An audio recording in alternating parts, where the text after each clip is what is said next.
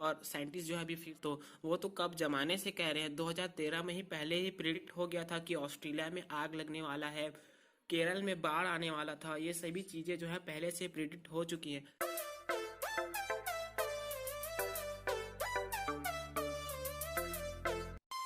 Hello, आज जो है हम ज्योग्राफी के बारे में पढ़ेंगे, बीए सेकेंड ईयर।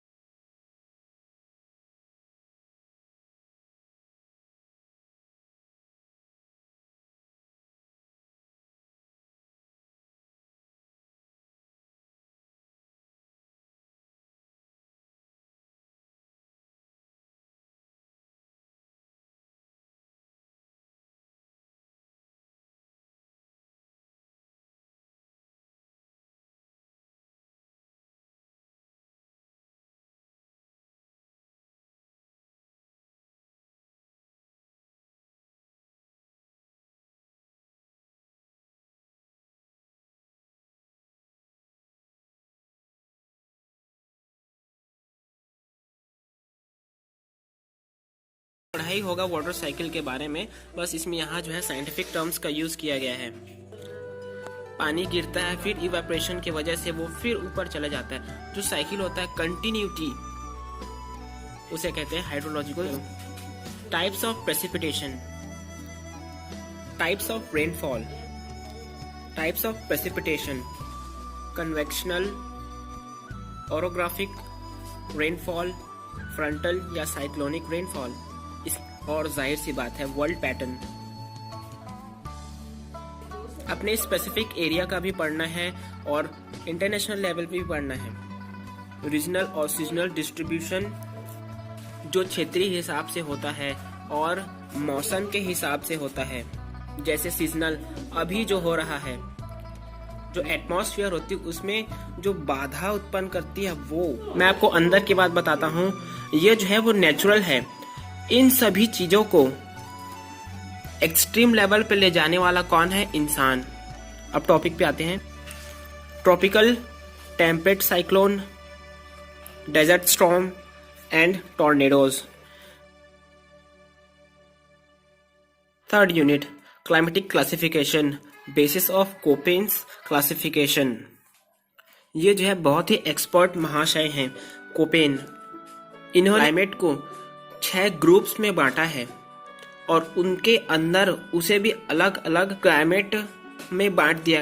कॉम्बिनेशंस को कंबाइन करके 2 या 3, अब जानते हैं कि कितना ज्यादा वेरिएशंस होता है अर्थ में, कितने सारे वेरिएशंस हैं क्लाइमेट के। जैसा कि एक तरफ धूप है तो एक तरफ छांव है, बीच में कोई ऐसा सिचुएशन आता होगा या ऐसा जगह आता होगा वहां 2 मिलते हैं आपस में।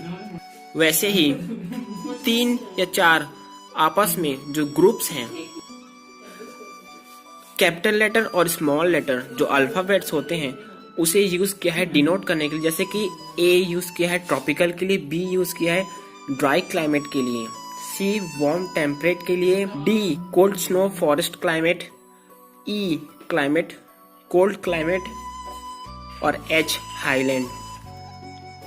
आप सच में एक बात यकीन नहीं करेंगे, ये जो 6 ग्रुप्स हैं वो इंडिया में अवेलेबल हैं और इसे भी, ये जो 6 हैं इसे भी उन्होंने अलग फर्दर इसे सब डिवीजन किया है 14 पार्ट में। आपको एक एग्जांपल दिखाता हूँ। जैसे कि ट्रॉपिकल ह्यूमिड क्लाइमेट, जो ट्रॉपिकल है उसे उन्होंने 3 पार्ट पे डिवाइड किया है। Tropical wet, tropical monsoon, tropical wet and dry. ये सभी चीजें आप ऐसे ही नहीं समझ सकते, ये जो है टेक्निकल टर्म्स हैं। इसे समझने के लिए आपको बेसिक से ही जाना होगा। इसके बाद हम पढ़ेंगे roles of climate in human life. जो एटमॉस्फेरिक पॉल्यूशन है, ग्लोबल वार्मिंग के जो मुख्य कारण हैं और इसका जो परिणाम है और इसे रोकने के लिए कुछ तरीके, वो हम आगे पढ़ेंगे इसी यूनिट में। टाइप्स, डिस्ट्रीब्यूशन है, कैरेक्टरिस्टिक्स हैं और पौधे हैं और जो जानवर है उन पर इसका क्या इफेक्ट होता है। B oceanography, 4th unit, relevance of oceanography in earth and atmospheric science. इसका मतलब आपको बताऊं सरल भाषा में, अगर एवेंजर्स एंड गेम में डॉक्टर स्ट्रेंज नहीं होते तो क्या होता।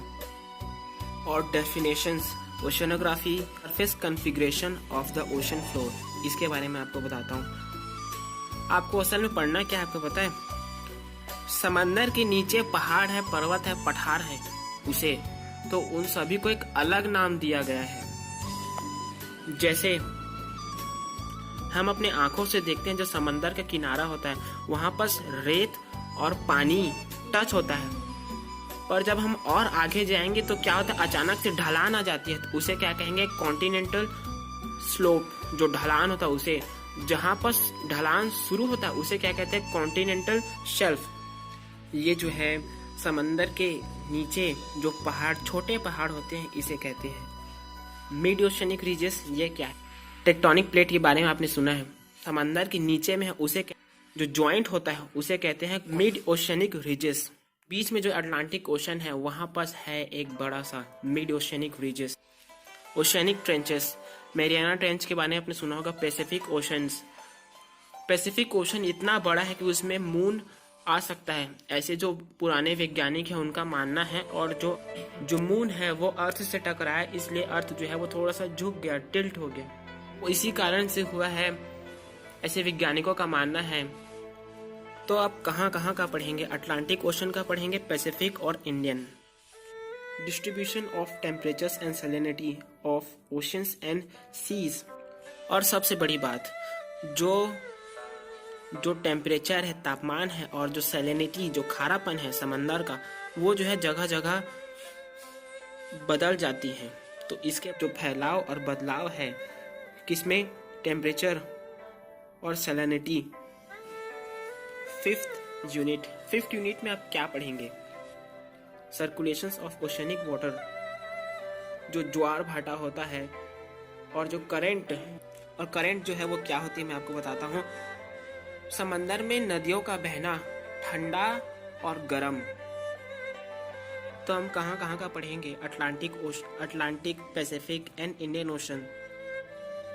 और जो समंदर है वो क्या है, खजाना है, वो एक स्टोरेज हाउस के जैसा है। उसके नीचे में जो रिसोर्सेज है मरीन लाइफ के बनेंगे। ये जो है भविष्य के लिए स्टोरेज हाउस है, resources for the future, store house. जो भी यूनिवर्सिटी में एग्जाम वगैरह होता है तो उसे हल्के में नहीं लीजिए, अंत में वही काम आता है, और जो कि आया। So that's enough for today. My name is Akash and I'm signing out. Catch you guys in the next one.